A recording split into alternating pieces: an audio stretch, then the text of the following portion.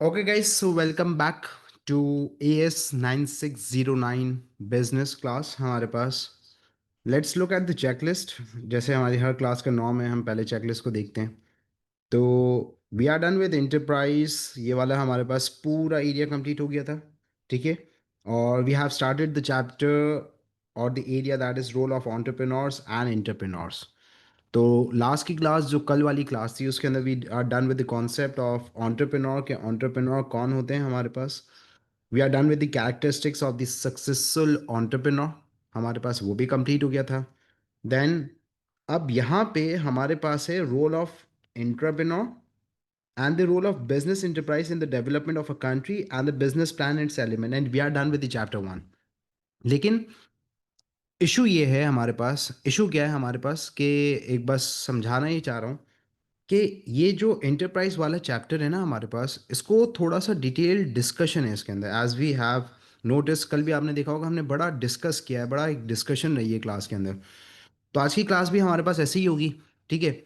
As है तो examiner का जो असेसमेंट क्राइटेरिया है, वी ऑल नो कि एग्जामिनर बहुत ज़्यादा इन डेप्थ में भी सवाल पूछ सकता है। छोटे छोटे एरियाज भी जो हैं हमारे पास, small packets in the syllabus. तो वो जो स्मॉल पैकेट्स है उसके ऊपर भी हमारे पास मेजर सवाल बन सकता है, 8 मार्क का, 12 मार्क का question. So we have to discuss paper pattern writing का गेम तो है हमारे पास, उस पर तो हम बहुत मेहनत करेंगे। I am going to introduce some classes as well. YouTube channel भी डेवलपमेंट के ऊपर है पूरा। ठीक है। The team is working basically. ठीक है। I have invested a lot in that, time भी लगा है, एनर्जी भी लगी है और पैसे भी लग रहे हैं। तो वो भी काम हमारे पास साइड में चल रहा है। यूट्यूब वाला गेम बड़ा होने वाला है इंशाल्लाह। एंड आई होप के I need your guys, I need your support as well as in the success. ठीक है। तो अब इसके अंदर हमारे पास ये है कि हम इसको स्टार्ट करेंगे।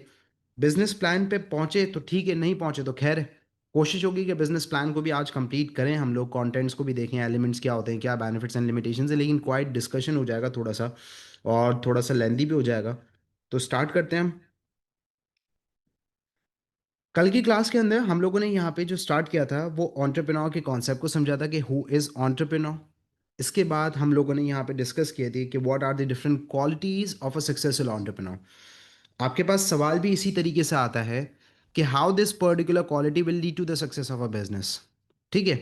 Analyse two qualities of a successful entrepreneur और analyse two qualities of an entrepreneur that might lead to the success. तो अब इसका मतलब क्या हुआ कि यहाँ पे बात हो रही है सक्सेस की, कि ये क्वालिटी कैसे लीड करेंगे सक्सेस को। इसी तरीके से we discuss the barriers to entrepreneurship और the problems that are face by the entrepreneur. दोनों सवाल आ सकते हैं आपके पास, एग्जाम में पूछ सकता है, प्रॉब्लम्स को भी यूज़ कर सकता है और बैरियर्स का वर्ड भी यूज़ कर सकता है। तो you all know and you must know कि barriers to entrepreneurship and problems of entrepreneurs same है हमारे पास। इसके बाद अब हमारे पास जो है, that we are going to start and we are going to complete, that is the role of business enterprise in the development of an economy। अब ये आपके पास टॉपिक है और ये बहुत बेसिक है, इसके अंदर कोई रॉकेट साइंस नहीं है, लेकिन डिस्कशन बहुत ज़्यादा इन्वॉल्व है। अब इसको ज़रा समझिएगा। Role of business enterprise. Business enterprise का मतलब है about the risk, and we are going to talk about the role of entrepreneurs in the development of a country. कि हमारे पास ये जो एंटरप्रेन्योर्स होते हैं और ये जो बिजनेसेस होते हैं और ये जो individuals, those who take the risk to set up and to start the businesses, how they are going to provide the benefit to an economy and how they are beneficial to the economy। Development of an economy का मतलब है कि economy के सारे factors जो economic growth को lead करते हैं उसके अंदर कैसे ये बिजनेस इंटरप्राइज और एंटरप्रेन्योर्स कंट्रीब्यूट करेंगे।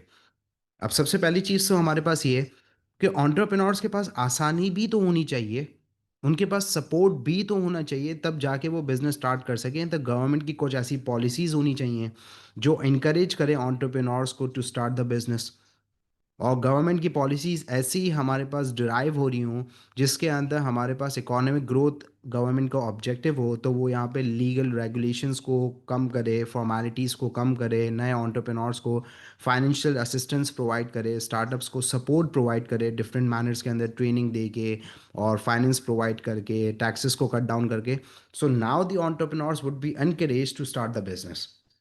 और जब वो स्टार्ट करेंगे और ये जो एंटरप्राइज कन्वर्ट होगा एंटरप्रेन्योरशिप के अंदर, and the number of businesses are going to start and they are going to grow, so how they are going to provide the benefit to the economy, this is the topic.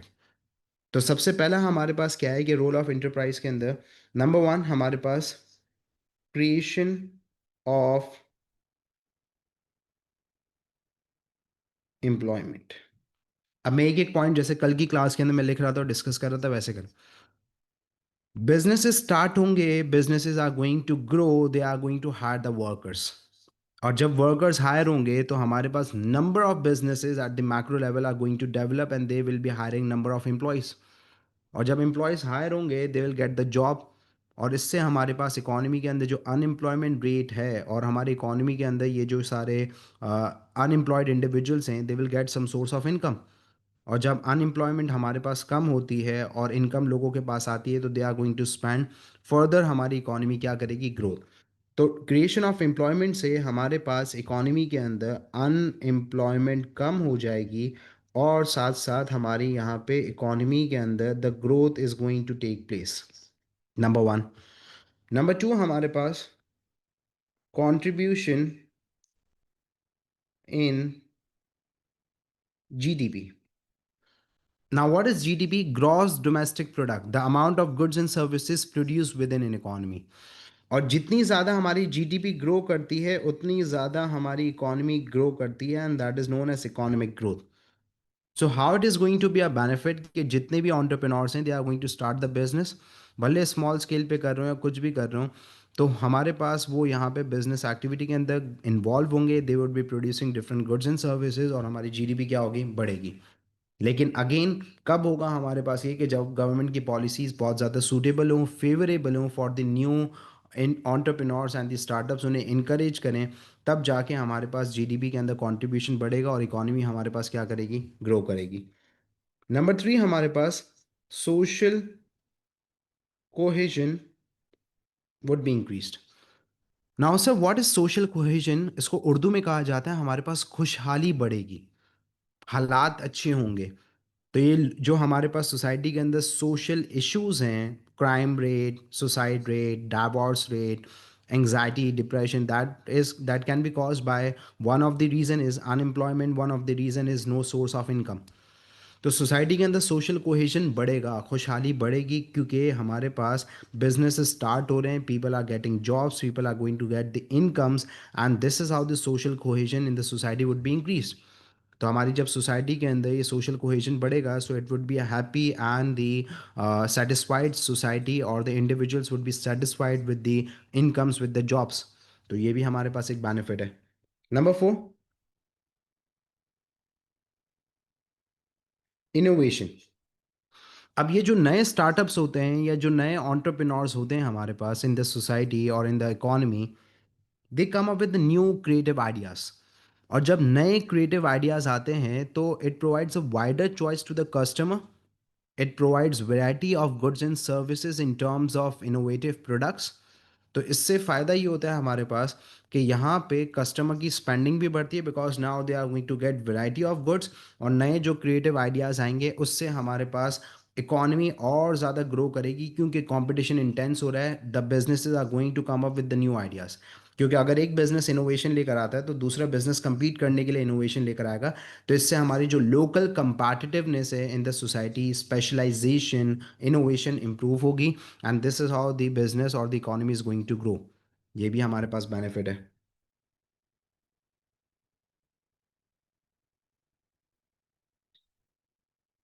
अब हमारे पास exports कैसे बढ़ सकती हैं? एक तो हमारे पास startups होते हैं जो कि लोकल की नीड्स को सेटिस्फाई कर रहे होते हैं, ऐसे प्रोडक्ट बना रहे होते हैं कि लोकल डिमांड और लोकल लोगों की नीड्स पूरी हो जाए। लेकिन कुछ बिजनेसेस इतने भी ज़्यादा ग्रो कर जाते हैं कि they enter and they penetrate into the international markets, और वहाँ पे भी उनकी डिमांड होना शुरू हो जाती है। तो जब वो वहाँ पे एक्सपोर्ट करेंगे और वहाँ पे गुड्स एंड सर्विसेज प्रोवाइड करेंगे तो इससे हमारी एक्सपोर्ट्स बढ़ेंगी, इकोनॉमी के अंदर फॉरेन एक्सचेंज रिजर्व्स बढ़ेंगे, balance of trade and payment improve होगा। So this is how the development of an economy is going to take place. फिर sixth, revenue for government, that means taxes. People are going to get employed, income मिलेगी, income tax pay करेंगे, startups grow करेंगे, they are going to pay different taxes to the government. तो इससे क्या होगा, हमारे पास government spending and revenue for the government बढ़ेगा। और जितना ज़्यादा रेवेन्यू फॉर द गवर्नमेंट बढ़ेगा, गवर्नमेंट स्पेंडिंग बढ़ेगी, they can spend on the improvement in the infrastructure, economic development programmes, they can subsidise the small industries, they can provide the tax relief to the small industries, health care improve होगा, education system improve होगा। So this is how the economy is going to grow. तो each and every point is related to the development of an economy. तो आपको इस चीज़ को connection बनाना ज़रूरी है कि how this particular employment create हो रही है, कैसे डेवलपमेंट हो रही है, जीडीपी बढ़ रहा है तो कैसे डेवलपमेंट हो रही है, इनोवेशन कैसे डेवलपमेंट कर रही है, एक्सपोर्ट्स कैसे डेवलपमेंट कर रही है, सोशल कोहेजन कैसे डेवलपमेंट कर रही है। तो each and every point should be related to the development of economy, कि आपने यहाँ पे इस पर्टिकुलर पॉइंट को आइडेंटिफाई करा, then you have to do the analysis and you have to make the connection in the answer कि कैसे ये लीड कर रहा है टू द इकोनॉमिक डेवलपमेंट। अब डेवलपमेंट ऑफ एन इकोनॉमी के कुछ इंडिकेटर्स हैं, जीडीपी ग्रो करेगा, revenue for the government grow करेगा, अनएम्प्लॉयमेंट रेट रिड्यूस होंगे। तो ये सारे इंडिकेटर्स हैं that the economy is developing और द इकोनॉमी इज ग्रोइंग। तो यू नीड टू अंडरस्टैंड कि अगर आपको ये नहीं पता कि डेवलपमेंट ऑफ अ कंट्री क्या होती है, तो आप फिर यहाँ पे कोई भी पॉइंट लिखेंगे तो you would be failing to make a connection. तो इट इज़ वेरी इंपॉर्टेंट कि आप कोई भी पर्टिकुलर रोल उठाते हैं या कोई भी पर्टिकुलर वे उठाते हैं, तो यू नीड टू नो कि हाउ टू कनेक्ट और how this particular role will be the connection with the development of a country. Now we are heading towards, we are done with this. Now we have a new additional thing जो कि आपने आज तक नहीं पढ़ी। O levels के अंदर आपने entrepreneur पढ़ा है, लेकिन this is the new thing which is known as intrapreneur. अब देखो, इंट्रा का मतलब होता है हमारे पास that something is with in.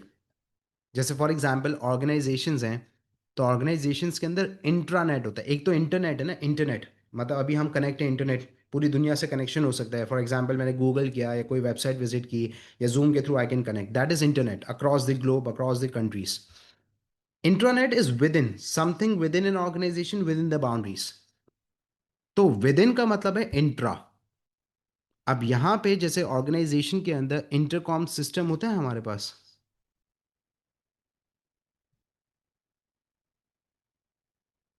हमारे पास टेक्नोलॉजिकल एडवांसमेंट।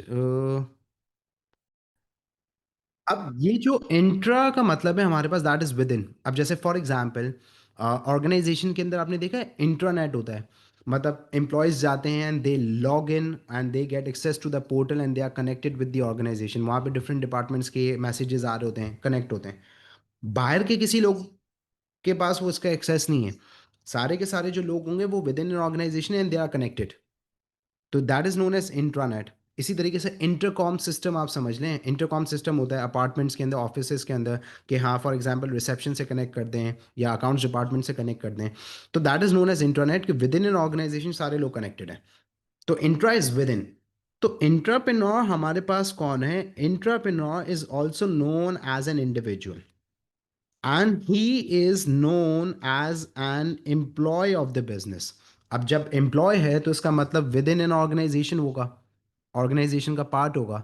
तो entrepreneur is an individual who is known as an employ of the business. और ये हमारे पास जो एम्प्लॉय है, ये बेसिकली ऑर्गेनाइजेशन के अंदर रिस्पॉन्सिबल है for the growth and development and the innovation. तो sir what is the difference between entrepreneur and intrapreneur? क्या एंटरप्रेन्योर एम्प्लॉय होता है? No, entrepreneur is the owner. वो ओन करता है बिजनेस को, वो आइडेंटिफाई करता है आउटसाइड द बिजनेस अपॉर्चुनिटी को और रिस्क लेता है। यहाँ पे जो एंटरप्रेन्योर है, he is an employee, he is going to take the risk on the behalf of the business. ये अपनी कोई रिसोर्सेज बिजनेस के अंदर नहीं लगाएगा, he is going to utilize the resources of the business and he is responsible for the growth, continuous growth, development and the innovation. अब जैसे मैं इसके अंदर एग्जांपल देता हूँ एक स्टोरी के थ्रू, मैं समझाता हूँ उसको। जैसे लेट सपोज फॉर एग्जांपल मैंने यहाँ पे एक कोचिंग सेंटर स्टार्ट किया, and coaching centre was started by Saeed Surti, मैंने स्टार्ट किया। सही है। अब कोचिंग सेंटर स्टार्ट करने के लिए मैंने यहाँ पे 50 lakhs की इन्वेस्टमेंट करी, और मैंने यहाँ पे एक एरिया आइडेंटिफाई करा जिसके अंदर मेरे पास गैप था कि यहाँ पे कोचिंग सेंटर नहीं है, और मैंने कहा कि O and A लेवल्स की कोचिंग एंड डिफरेंट सब्जेक्ट की क्लासेस यहाँ पे ऑफर की जाए। तो मी बीइंग सईद सूरती, मैं क्या हुआ, और मैं यहाँ पे इस पर्टिकुलर बिजनेस को ओन करता हूँ, और मुझे यहाँ पे जो मिलता है profit, that is the reward against my risk. तो मैं कौन हुआ, मैं यहाँ पे हुआ एंटरप्रेन्योर। क्यों हुआ एंटरप्रेन्योर? क्योंकि मैंने इन्वेस्टमेंट करी है, मेरी रिसोर्सेज हैं, मैंने रिस्क लिया है, मैंने अपॉर्चुनिटी को आइडेंटिफाई करा, और मैंने यहाँ पे प्रॉफिट मिलता है और मैं इसको ओन करता हूँ। तो entrepreneur is an individual who owns, entrepreneur is an individual who takes the risk of the resources of himself. He makes an investment, he arranges the sources of finance, he arranges the factors of production, and he enjoys the reward that is uh, against the risk that he has taken. अब इसके बाद यहाँ पे हमारे पास इस particular मेरे coaching centre के अंदर एक बंदा है who is known as Sharif Golani. अब Sharif Golani is known as intrapreneur. Why he is known as intrapreneur? क्योंकि number one, he is within an organization, he is known as the employee or the part of the business, और ये यहाँ पे जो risk लेता है वो अपनी रिसोर्सेज का लेता है या बिजनेस की रिसोर्सेज का, बिजनेस की रिसोर्सेज का। और यहाँ पे जो रिवॉर्ड मिलता है वो इसको मिलता है, या जो रिवॉर्ड ऑफ द बिजनेस है वो किसको मिलता है, इसको मिलता है, ये रिवॉर्ड बिजनेस को मिलता है, जो भी प्रॉफिट होगा बिजनेस को, इसको कोई फायदा नहीं है। लेकिन he is an employee, he has the value, इसको जो सैलरी वगैरह मिल रही होगी वो, लेकिन he is responsible for the growth and the innovation in the business. अब उस कोचिंग सेंटर के अंदर क्या इनोवेशन लेकर आ रहा है, ही is coming up with the idea कि हमें इस ओ लेवल्स के अलावा यहाँ पे सैट और एंट्री टेस्ट की क्लासेस ऑफर करनी चाहिए।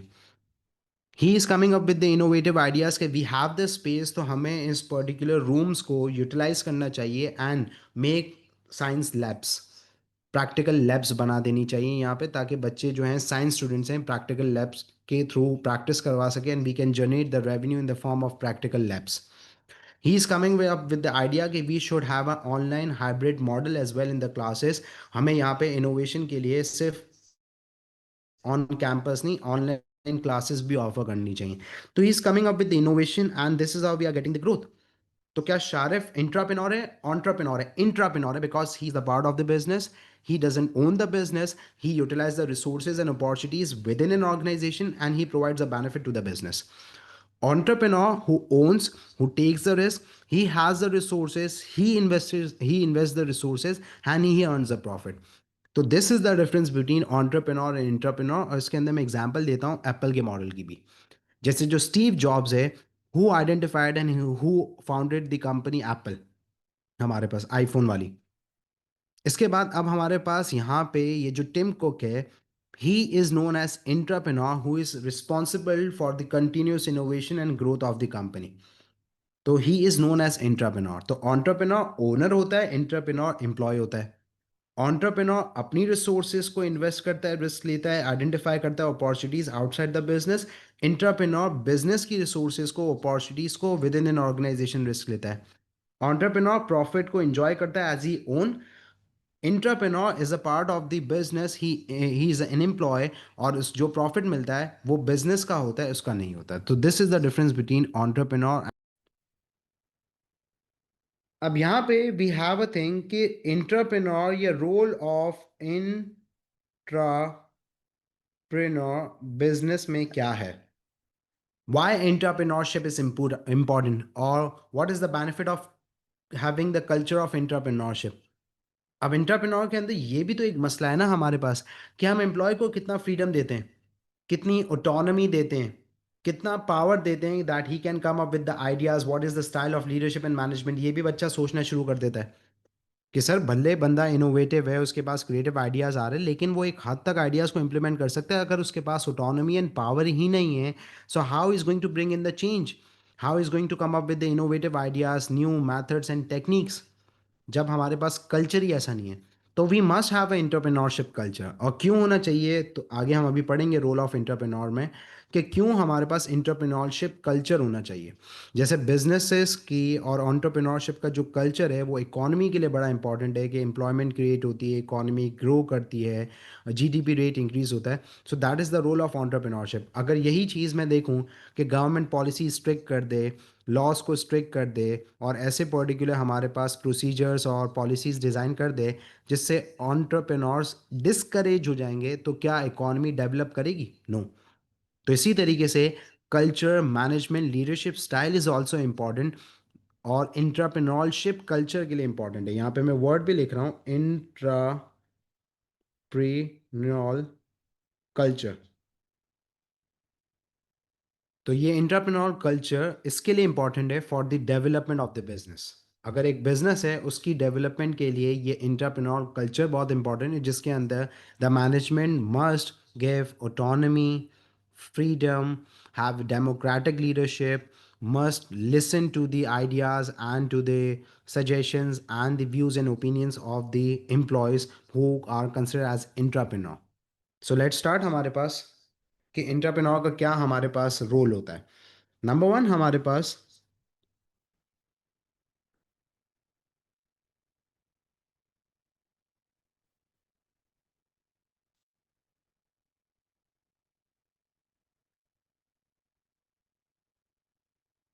entrepreneur is going to bring in new ideas, innovative ideas and change in the business.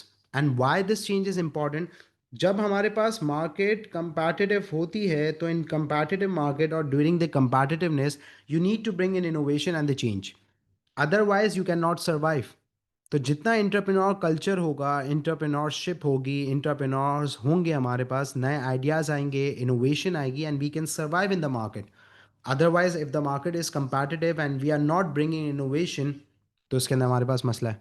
और नंबर टू, एंटरप्रेन्योर इतने बड़े स्केल पर है, तो वी मस्ट हैव इंटरप्रेन्योर्स जो कि रिस्पॉन्सिबल हो for the growth and the development. अब हर काम तो खुद नहीं कर सकते, because the business has grown और expanded at this scale. So it would be a burden कि किस तरीके से वो मैनेज करेगा। Number to,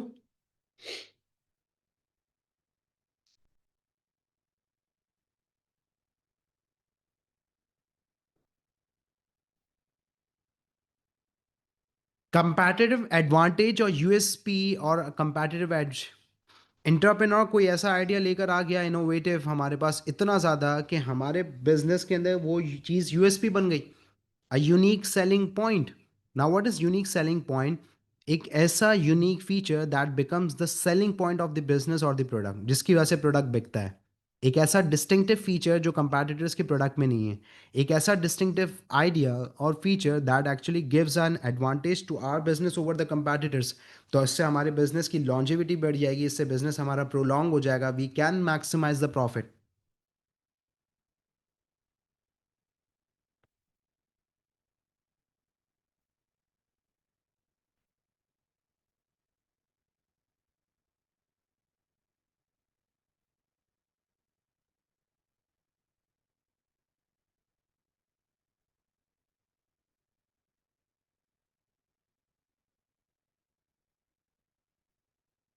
now what is maximizing profit and staying in the league? अगर इंटरप्रेन्योर नहीं है और इनोवेशन नहीं आ रही, ग्रोथ डेवलपमेंट नहीं हो रही बिजनेस के अंदर, तो you will be kicked out, जो कि हमने अभी अंडरस्टैंड किया। तो you need to remain in the league and you need to stay in the league, so you must have entrepreneurs जो कि कंटिन्यूस इनोवेशन, क्रिएटिविटी, नए आइडियाज़ लेकर आ रहे हो। And this is how entrepreneur का जो ऑब्जेक्टिव ऑफ प्रॉफिट मैक्सिमाइजेशन है वो भी इनोवेशन की बेसिस पे अचीव हो सकता है। तो हमने लास्ट क्लास के अंदर एंटरप्रेन्योर में पढ़ा ना कि एंटरप्रेन्योर मस्ट बी इनोवेटिव। तो उसने तो बिजनेस स्टार्ट कर दिया, ओरिजिनल आइडिया, ओरिजिनल थिंकर वो था, अब उसकी चीज़ को आगे कंटिन्यू करना है। जैसे स्टीव जॉब्स ने एप्पल स्टार्ट कर दिया, अब उसकी जो लेगेसी है और उसका जो ओरिजिनल आइडिया उसको कंटिन्यू भी तो करना है। तो उसके लिए इंटरप्रेन्योर होगा तो उसके अंदर further development, changes, new features, specifications लेते हुए आएगा, so that the business can stay in the league और the entrepreneur will be in the league, otherwise he will be out. तो इसके लिए इंटरप्रेन्योर हमारे पास क्या है, इंपॉर्टेंट है। So these are the role of entrepreneur, जो कि हमारे पास बड़े इंपॉर्टेंट है। लेकिन अगेन इसके लिए हमारे पास एंटरप्रेन्योर कल्चर होना चाहिए।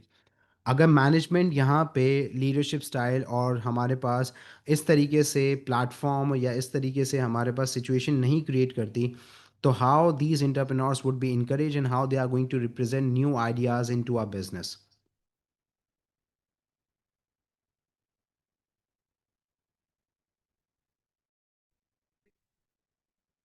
जैसे फॉर एग्जाम्पल हमारे पास दिस इज द पॉइंट कि चेंज, अब देखो ना हमारे पास आज भी स्टडीड कि डायनामिक बिजनेस इन्वायरमेंट है। तो जब बिजनेस इन्वायरमेंट डायनेमिक होता है तो हमने उसके अंदर पढ़ा था कि एक्सटर्नल इन्वायरमेंट जब इंटरनल इन्वायरमेंट को इन्फ्लुएंस कर रहा होता है तो you can not control the external environment. आप ना गवर्नमेंट की पॉलिसीज़ को, इन्फ्लेशन को, कोई भी फैक्टर्स को कंट्रोल नहीं कर सकते। What you can control is the internal environment.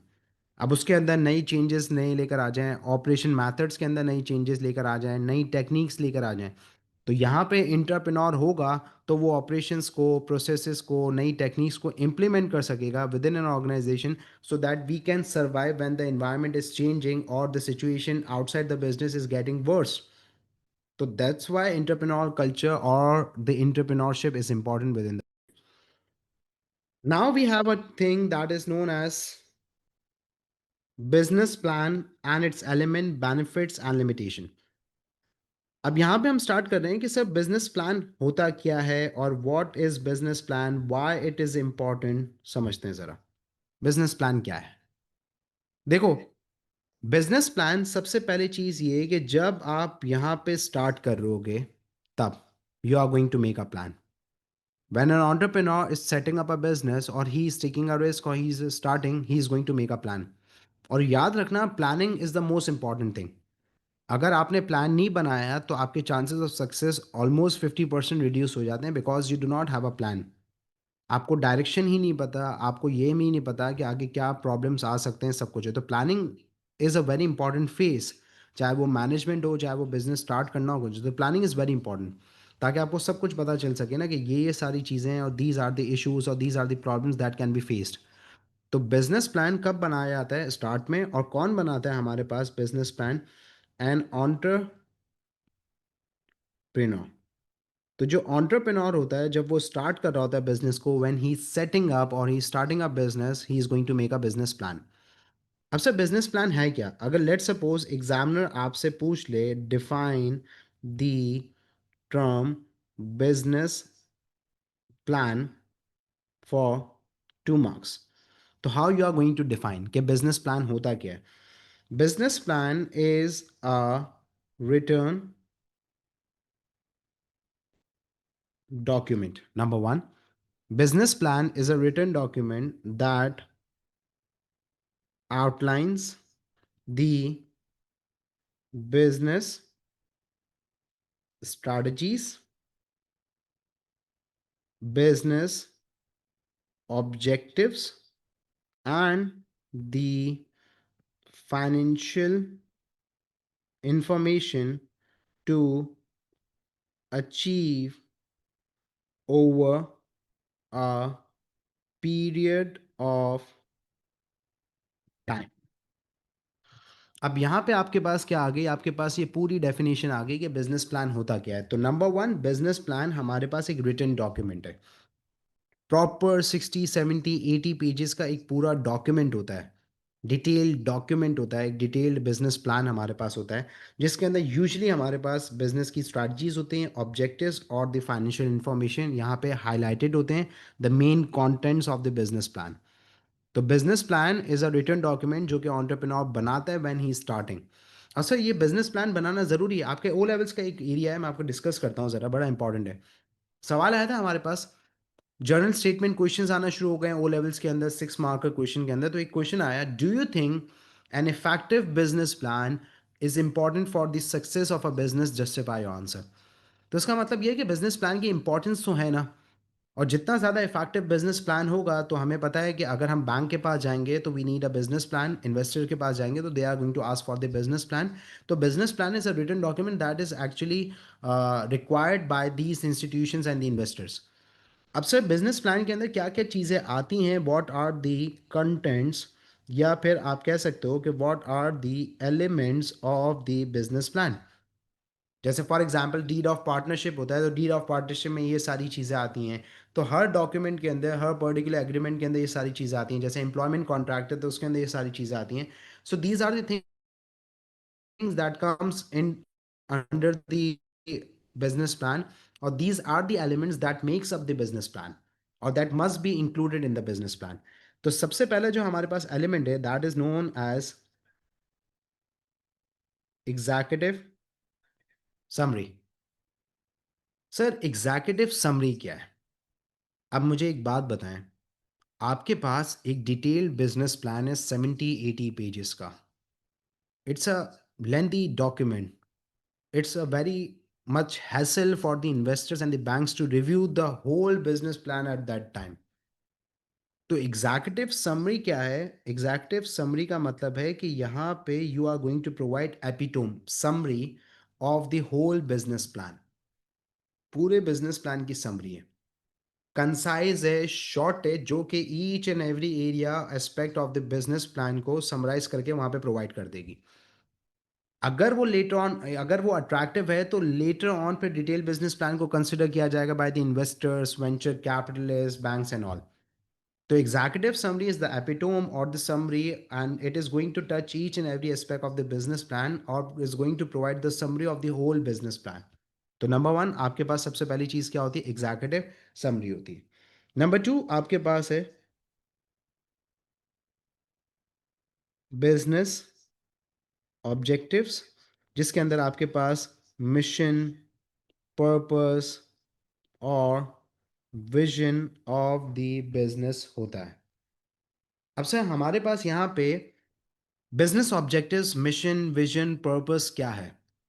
मतलब यहाँ पे एंटरप्रेन्योर जो होगा वो आएगा, अपनी अपॉर्चुनिटी के बारे में बात करेगा कि ये अपॉर्चुनिटी थी जिसको हमने एक ऑब्जेक्टिव के अंदर कन्वर्ट कर दिया, बिजनेस के अंदर कन्वर्ट कर दिया। This is the mission, these are the actions, ये मेरी स्किल्स हैं। क्योंकि कुछ entrepreneurs as we studied they start the business on the basis of their passion and their hobbies. कि मेरी हॉबी थी, I turn that hobby into business opportunity, it's my passion. तो we have I have a very emotional connection with the business. तो आपने shark tank के अंदर लोगों की पिचेस सुनी है ना, तो वो यही होती है ना, कि वो यहाँ पे बताते हैं बिज़नेस की इंफॉर्मेशन को, एंटरप्रेन्योर की जो स्किल्स होती हैं उसके बारे में बता रहे होते हैं। हम बिज़नेस क्यों स्टार्ट किया, बिज़नेस का क्या पर्पस है, how the idea came, how the skills of the entrepreneur is going to be the contribute in the success of the business. ये सारी चीज़ें कि हमारा क्या मिशन है, हम क्या कर रहे हैं, क्या लॉन्ग टर्म में हमें करना है, हमने बिज़नेस क्यों स्टार्ट किया है, what is the purpose and the objective. Number two. Number three, marketing and sales strategy. Now what is marketing and sales strategy? इसके अंदर मार्केटिंग के बारे में होगा पूरा, मतलब रिसर्च की इंफॉर्मेशन भी यहाँ पे कभी कभार ऐड कर दी जाती है कि ये हमारी रिसर्च है जिसकी बेसिस पे हमने ये इंफॉर्मेशन कलेक्ट करी है, मार्केट की सिचुएशन के बारे में, कंपटीशन के बारे में, कस्टमर बिहेवियर के बारे में, प्रोडक्ट की प्राइस क्या होगी, कौन सी प्राइसिंग स्ट्रैटेजी को हम यूज़ करेंगे। Number two, how we are going to sell the product, retailers के थ्रू बेचेंगे, ऑनलाइन बेचेंगे, या we have some distribution network. Promotion हम कैसे करेंगे, how we are going to sell the product, how what is the method of promotion and advertisement. Product किस type का है, किस टारगेट ऑडियंस के लिए प्रोडक्ट है, फीमेल के लिए, मेल के लिए, चिल्ड्रन के लिए, सब के लिए वहाँ पे मेंशन होगा हमारे पास marketing and sale strategy. Number four, operations. अब ऑपरेशंस का मतलब है कि प्रोडक्शन मेथड क्या है, क्वालिटी कंट्रोल, क्वालिटी चेक्स क्या है, हम कैसे प्रोडक्शन करते हैं, what is the method of production, procedures क्या हैं, कितनी टेक्नोलॉजी को हम इन्वॉल्व कर रहे हैं, ये सब कुछ हमारे पास होगा। Financial information and procedures. Projected statements. अब यहाँ पे इस चीज को सुनिएगा। फाइनेंशियल इंफॉर्मेशन का मतलब यहाँ पे ये है कि अभी जो हमारे पास बिजनेस के अंदर अमाउंट ऑफ फाइनेंस है वो कितना है, and what is the source. Entrepreneur ने खुद ने अपने पैसे लगाए हुए हैं या कुछ हमने इक्विटी दी हुई है, जैसे आपने शार्क टैंक के अंदर सुना होगा ना कि आपने कितना डाइल्यूट कर लिया है। और हमारे अलावा शार्क्स जो हम बैठे हुए हैं उसके अलावा और कौन है जिसने इतने अमाउंट ऑफ इन्वेस्टमेंट आपको प्रोवाइड की है, और you have acquired a bank loan, वो भी यहाँ पे मैंशन होगा। इसके बाद आपके पास यहाँ पे प्रोजेक्टेड स्टेटमेंट्स भी होती हैं जिसके अंदर वो कहते हैं ना, शार्क टैंक के अंदर कहते हैं कि अपकमिंग ईयर 2026 है, उसके अंदर फर्स्ट क्वार्टर में हमने प्रोजेक्ट किया है या हमने प्रिडिक्ट किया है हमारी सेल्स इतनी होंगी और इतना हमारा प्रॉफिट होगा।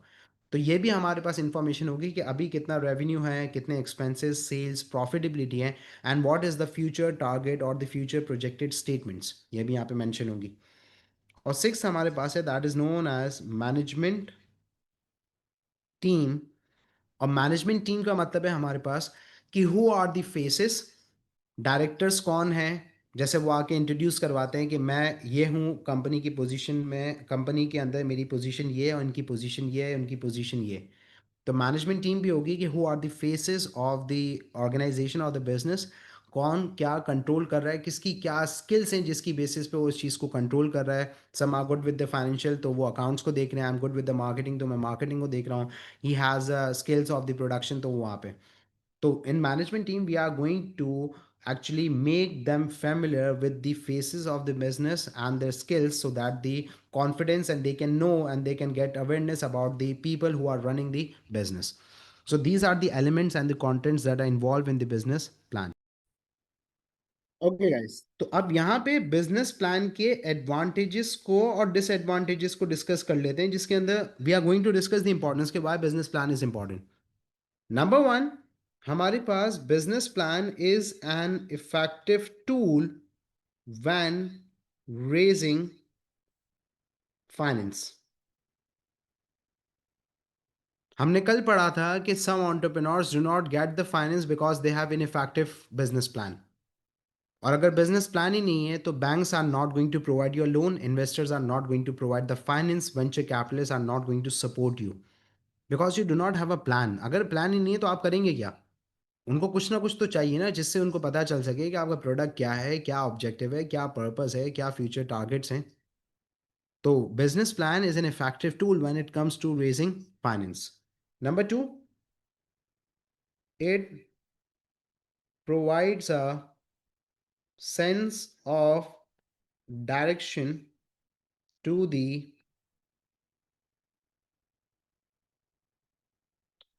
Management. Now what is providing the sense of direction?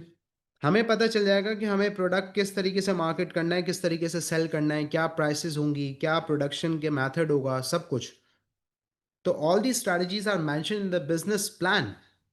तो यहाँ पे ये हमारे पास एक बेनिफिट है कि मैनेजमेंट को एक टारगेट मिल जाएगा, मैनेजमेंट को पता चल जाएगा हमारे पास कि हाँ ये पर्टिकुलर डायरेक्शंस हैं, these are the actions that we have to follow. So it would be easier for them to communicate to the other employees as well. So again it's a benefit कि आपके पास एक target आ जाएगा, आपके पास एक particular direction होगा, तो now you can work with an effective manner, you can manage the resources effectively, this is efficiency will be increase. Basic point है हमारे पास। Third, it can help in reviewing the progress and performance। आपने बनाया business plan year 2022 के अंदर of 3 years कि this is the 3 year plan, business plan. Now it's year 2025।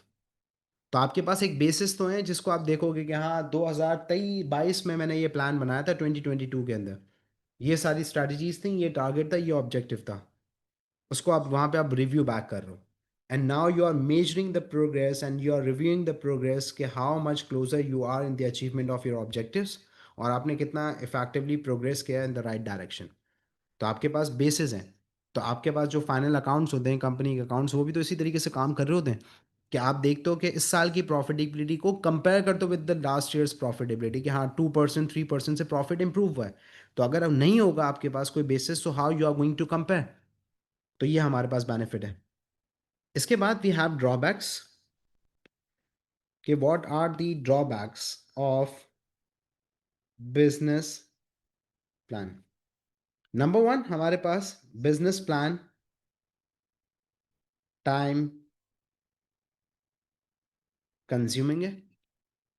All the departments are going to connect, all the departments are going to intervene, marketing, ये वो approval, सारी चीज़ें होंगी हमारे पास। तो business plan is a time consuming process हमारे पास। Effective business plan में coordination, communication होती है, सारे डिपार्टमेंट्स की इन्वॉल्वमेंट होती है, तो it automatically becomes time consuming.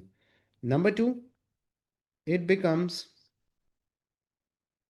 ineffective when there is a change in the external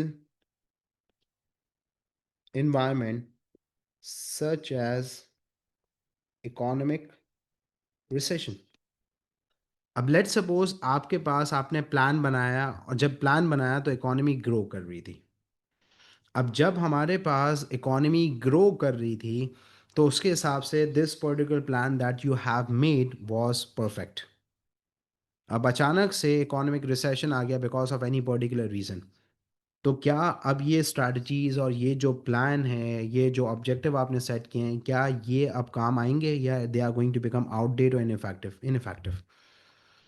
तो वी नीड टू अंडरस्टैंड कि it's one of the major limitation और a drawback of the business plan कि whenever you make a business plan, तो it is only effective according to the situation. When the situation changes, so the business plan और the effectiveness of the business plan also gets affected. ये भी हमारे पास drawback है। So these are the drawbacks of business plan हमारे पास, advantages and disadvantages along with the. और हमारे पास जो बिजनेस प्लान है उसके related we need to understand कि बिजनेस प्लान हमारे पास